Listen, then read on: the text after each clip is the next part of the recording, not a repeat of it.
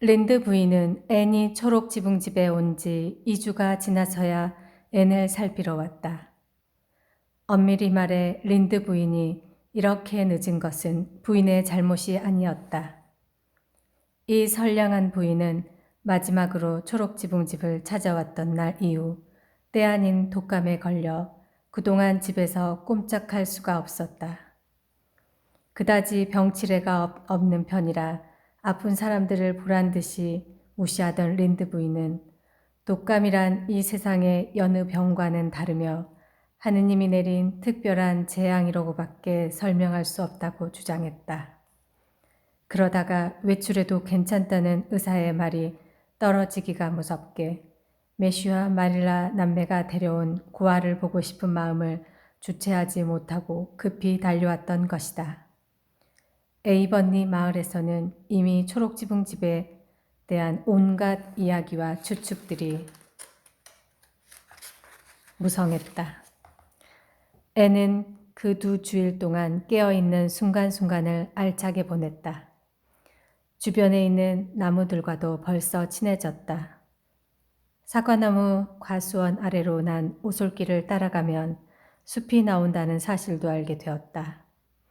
앤은 그 길을 끝까지 마음 내키는 대로 걸으며 시내와 다리, 전나무숲, 아치를 이룬 야생 벚나무들, 고사리루가 우거진 덤불, 단풍나무와 마가목이 가지를 뻗고 있는 옆길을 모조리 탐색했다. 앤은 골짜기 아래에 있는 샘과도 친구가 되었다. 아주 깊고 깨끗하고 얼음처럼 차가운 샘이었다. 매끈한 붉은 사암과 함께 커다란 손바닥 모양의 물고사리들이 샘 주변을 둘러 자랐고 그 너머 시내 위에는 긴 다리가 놓여 있었다. 날듯한 앤의 발걸음은 다리를 건너 나무가 우거진 언덕으로 이어졌다. 전나무와 가뭄비 나무가 쭉쭉 무성하게 자라 언제나 어둑어둑한 곳이었다. 6월이면 피는 아기자기한 종 모양의 꽃들이 숲 여기저기서 수줍고 사랑스러운 모습을 드러냈고 지난해에 핀 꽃들의 영혼 마냥 창백하고 아련한 별 모양 꽃들이 드문드문 눈에 띄었다. 나무 사이에 걸린 거미줄이 은빛 실처럼 반짝거렸고 전나무 가지와 잎들은 서로 다정히 이야기라도 나누는 듯 살랑거렸다. 앤은 마릴라가 이따금 나가 놀라고 허락해준 30분을 이용해 이 황홀한 탐험들을 모두 할 수 있었다. 그리고 자기가 발견해낸 것들을 매슈와 마릴라에게 귀가 따갑도록 조잘거리곤 했다. 매슈가 성가셔하지 않는 건 분명했다. 매슈는 얼굴 가득 즐거운 미소를 가득 담은 채 말없이 귀를 기울였다. 마릴라는 이 수다쟁이가 늘어놓은 이야기에 어느새 빠져들고 있다는 사실을 깨닫고 나서야 황급히 입을 다물라며 퉁명스럽게 다그치곤 했다. 린드 부인이 초록지붕집을 찾았을 때 앤은 과수원에 나가 붉게 타는 저녁 햇살 아래 싱그럽게 한들거리는 풀밭을 이리저리 마음껏 돌아다니고 있었다. 덕분에 그 선량한 부인은 자신이 아팠던 이야기를 빠짐없이 늘어놓을 기회가 생긴 셈이었다. 어디가 어떻게 아팠는지, 맥박은 어땠는지, 린드 부인이 어찌나 신나게 얘기를 하던지 마릴라는 독감이 그리 나쁜 것만도 아니라는 생각마저 들었다. 그리고 이야기가 미천이 다 떨어지자 린드 부인이 찾아온 진짜 이유를 말했다. 당신과 매슈에 대해 놀라운 이야기를 들었어요. 나보다도 놀랐을까요? 나도 이제 좀 진정이 되고 있는걸요. 린드 부인이 딱하다는 듯 말했다. 그런 착오가 있었다니 정말 안 됐어요. 그 아이를 다시 돌려보낼 수는 없었나요? 그럴 수도 있었지만 우리가 돌려보내지 않았어요. 매슈 오라버니가 그 아이를 마음에 들어 했거든요. 그 애가 결점이 있다는 건 알지만 솔직히 저도 그 아이가 싫지 않았답니다. 집안 분위기가 벌써 달라진 것 같아요. 아주 밝은 아이거든요. 마릴라가 린드 부인의 얼굴에서 못마땅한 기색을 느끼고는 생각지 않았던 말까지 쏟아놓았다. 린드 부인이 걱정스레 말했다. 당신은 스스로 큰 짐을 떠맡은 거예요. 더구나 아이를 키워본 경험이 없잖아요. 그 아이에 대해, 성격에 대해 제대로 알지 못할 테고요. 앞으로 어떤 사람이 될지 짐작조차 못하잖아요. 물론 당신을 실망시키고 싶어서 하는 말은 아니에요, 마릴라.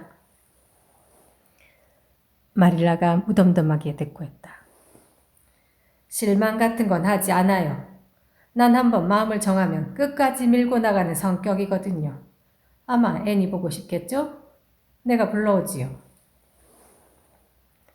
즐거운 과수원 나들이를 마친 애니 생긴 얼굴로 집으로 뛰어들어왔다.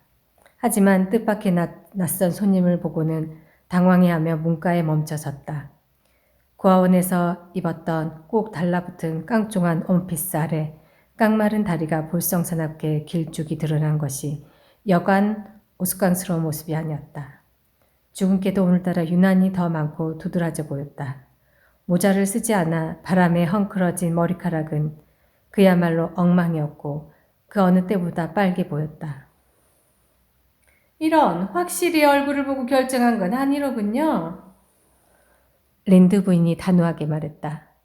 린드 부인은 아무런 거리낌 없이 속내를 말하는데 자부심을 느끼며 그럼으로써 사람들에게 즐거움을 주고 인기를 얻는 그런 사람이었다. 깡마르고 못생긴 아이로군요, 마릴라. 이리 와봐라, 애야. 어디 한번 보자. 세상에, 주근깨가 어쩜 이렇게 많니? 머리는 당근같이 빨갛잖아. 자, 이리 와보라니까. 애는 그리로 가긴 했지만 린드 부인이 바라던 대로는 아니었다. 애는 단숨에 부엌마루를 가로질러 린드 부인 앞에 섰다. 얼굴이 분노로 뻘겋게 달아올랐고 입술은 부들부들 떨렸으며 가녀린 몸은 머리에서 발끝까지 떨고 있었다.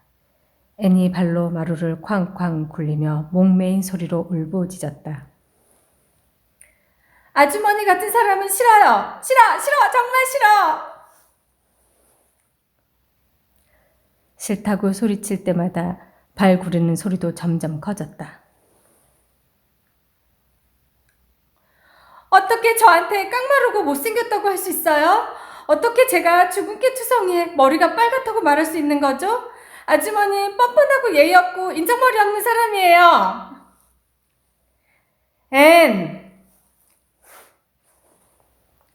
마릴라가 깜짝 놀라 외쳤다.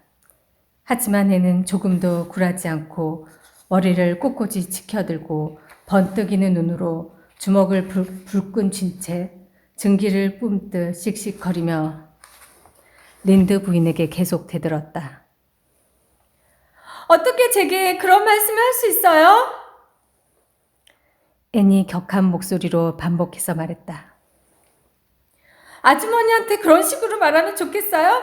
누가 아주머니한테 뚱뚱하고 미련하고 상상력은 눈꼽만치도 없어 보인다고 말하면 기분이 어떻겠냐고요? 그렇게 말해서 아주머니 기분이 상한다 해도 전 상관없어요.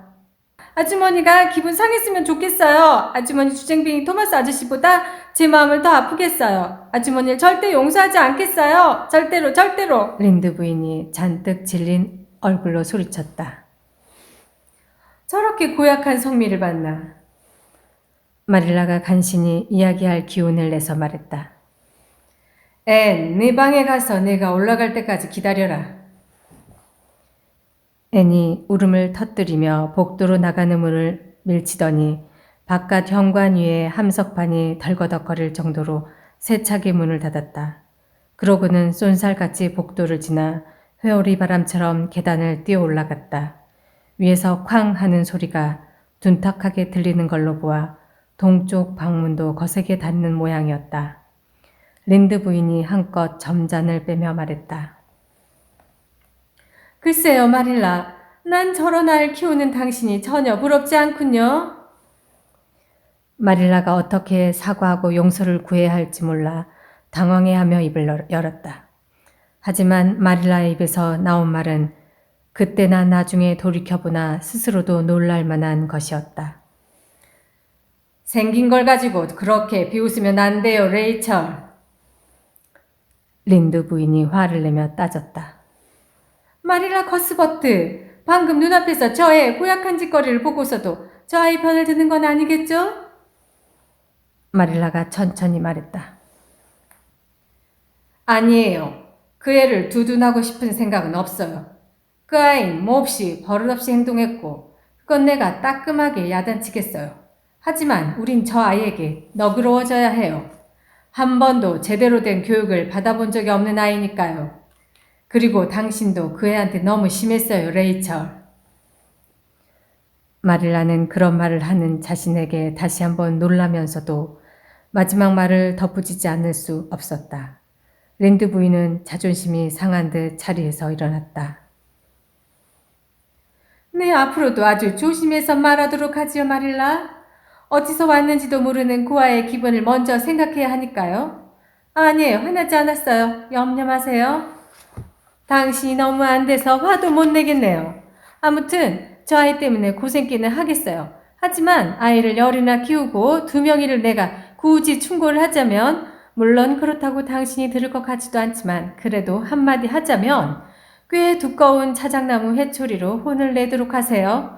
저런 아이한테 그보다 효과적인 방법은 없거든요. 저 아이는 성질이나 머리카락, 색이나 똑같은 것 같군요. 어쨌거나 잘 지내세요, 마릴라. 보통 때처럼 가끔 우리 집에도 들러주시고요. 하지만 이런 식으로 비난하고 모욕을 준다면 다시 여기 오긴 힘들 것 같네요. 정말이지 이런 일은 난생 처음이에요. 린드 부인은 말을 마치자마자 횡하니 나가버렸다. 늘 뒤뚱거리며 걷는 뚱보 부인에게 횡하니 나가는 표현을 쓸 수 있다면 말이다. 마릴라가 심각한 얼굴로 동쪽 방으로 향했다. 2층으로 올라가며 마릴라는 어떻게 해야 할지 곰곰이 생각했다. 마릴라는 방금 전 일어난 일로 적잖이 당황하고 있었다. 하고 많은 사람 중에 하필이면 린드 부인 앞에서 그렇게 성질을 부리다니. 어쩜 이리도 운이 없을까. 그러다 문득 마릴라는 앤의 성격에서 심각한 결점을 발견한 것이 속상하기보다는 이 일로 자신이 창피했다는 생각이 더 크게 든다는 사실을 깨닫고는 무거운 마음으로 스스로를 나무랐다. 하지만 앤에게는 어떤 벌을 주어야 할까? 회초리를 들라는 린드 부인의 친절한 충고는 그 집 아이들에게는 효과가 있었을지 몰라도 마릴라의 마음에는 들지 않았다. 아이에게 매를 든다는 건 있을 수 없는 일이었다. 그래, 앤이 자신의 무례한 행동을 완전히 뉘우치게 할 뭔가 다른 방법을 생각해내야 한다. 마릴라는 침대 위에 얼굴을 묻고 엉엉 울고 있는 앤을 보았다. 앤은 진흙투성이 부츠를 벗을 생각도 잊은 채 깨끗한 침대보 위에 엎드려 흐느끼고 있었다. 앤! 마릴라가 부드럽게 앤을 불렀다. 아무 대답이 없었다. 좀 더 엄한 소리로 마릴라가 말했다. 앤, 당장 침대에서 일어나 내 말을 들어라. 앤이 쭈뼛거리며 일어나 침대 옆에 놓인 의자에 꼿꼿이 앉더니 눈물에 젖어 퉁퉁 부은 얼굴로 고집스레 바닥만 쳐다보았다. 정말 잘했구나, 앤. 부끄럽지도 않니? 그 아주머니는 제가 못생기고 빨간 머리라고 말할 권리가 없어요. 앤이 이해할 수 없다는 듯 반항조로 말했다. 너도 그렇게 화내는 말할 권리는 없다. 앤, 너 때문에 부끄러워 혼났다. 정말 부끄러웠어. 내가 린드 부인에게 친절하게 대해주길 바랬는데 오히려 이렇게 날 망신시키다니. 린드 부인이 빨간 머리에 못생겼다고 말한 게 그렇게 화를 낼 일이었는지 나로선 도무지 이해가 안 가는구나. 내 스스로도 그렇게 말하곤 했잖니? 앤이 울면서 말했다. 하지만 스스로 말하는 것과 다른 사람이 하는 말을 듣는 건 아주 달라요. 그 사실을 아무리 잘 알고 있다 해도 다른 사람들은 그렇게 생각해주지 않았으면 하는 게 사람 마음이잖아요. 아주머니는 제 성격이 고약하다고 생각하시겠지만 저도 어쩔 수가 없었어요. 아주머니가 그런 말을 하자 속에서 뭔가 치밀어 오르며 숨이 꽉 막혔거든요. 화를 내지 않을 수 없었다고요. 아무튼 넌 오늘 좋은 구경거리가 된 게야. 린드 부인이 사방팔방 다니며 내 이야기를 늘어놓을 테니 말이다. 그렇게 화를 낸 건 큰 잘못이었다, 앤. 앤이 눈물을 글썽거리며 말했다. 아주머니도 누군가 아주머니더러 빼빼 마르고 못생겼다고 말하면 기분이 어떨지 한번 생각해 보세요. 문득 오래된 기억 하나가 마릴라의 머리에 떠올랐다. 아주 어렸을 때 친척 아주머니 한 분이 마릴라를 보고 이렇게 까맣고 못생기다니 가엾기도 해라 하고 말하던 소리를 들은 적이 있었던 것이다. 그때 입은 마음의 상처는 50년이 지나서야 겨우 아물었을 정도였다. 마릴라가 한층 누그러진 목소리로 앤의 말을 인정했다. 앤, 나도 린드 부인이 그런 말을 한 게 옳다고는 생각하지 않아. 워낙 말을 함부로 하는 사람이니까. 하지만 그렇다고 해서 내 잘못이 덮어지는 건 아니란다. 린드 부인은 처음 만난 사람인데다 너보다 나이도 많고 우리 집에 온 손님이잖니? 이 세 가지 이유만으로도 넌 린드 부인에게 공손하게 대해야 했어. 그래서 넌 무례하고 건방지고. 순간 그럴듯한 벌이 마릴라의 뇌리를 스쳤다. 그러니까 린드 부인에게 가서 못되게 굴어서 죄송하다고 말하고 용서를 구하고 오너라. 앤이 침통하고 단호한 목소리로 말했다. 전 절대로 그럴 수 없어요. 어떤 벌을 주셔도 좋아요, 아주머니. 뱀과 두꺼비가 사는 어둡고 축축한 지하 감옥에 절 집어넣고 빵과 물만 준대도 아무 소리 않겠어요. 하지만 린드 아주머니에게 가서 용서를 빌 수는 없어요. 마릴라가 차갑게 말했다. 우린 어둡고 축축한 지하 감옥에 사람을 가두지 않아. 게다가 에이버리에서 그런 지하 감옥은 있지도 않고. 넌 린드 부인에게 꼭 사과를 해야 해. 내 스스로 그러겠다고 할 때까지 이 방에서 한 발자국도 나오지 말거라. 그러자 앤이 애처롭게 말했다. 그렇다면 전 이 방에 영원히 있어야 할 거예요. 린드 아주머니에게 사과할 일은 없을 테니까요. 어떻게 그러겠어요? 미안하지도 않은데. 마릴라 아주머니를 화나게 한 건 정말 죄송하지만 그런 말을 한 건 잘했다고 생각해요. 정말 속이 후련했거든요. 미안하지도 않은데 미안하다고 말할 순 없잖아요? 안 그래요? 그런 건 상상조차 안 된다고요. 마릴라가 나가려고 일어서며 말했다. 아마 내일 아침이면 상상하는 게 좀 쉬워질 게다. 오늘 밤에 내 행동을 잘 생각하면서 마음을 돌려보렴. 넌 우리가 초록지붕집에 있게만 해주면 아주 착한 아이가 되겠다고 약속했지만 오늘 저녁엔 그래 보이지도 않는구나. 마릴라는 분노로 달아오른 앤의 가슴에 날카로운 한마디를 던지고는 괴롭고 어지러운 마음으로 부엌으로 내려갔다. 마릴라는 앤에게 화가 난 만큼 자신에게도 화가 났다. 린드 부인의 기막혀 하던 표정이 떠오를 때마다 웃음이 나와 입술이 실룩거려졌고 그러면 안 된다는 걸 알면서도 마구 웃고 싶었기 때문이었다.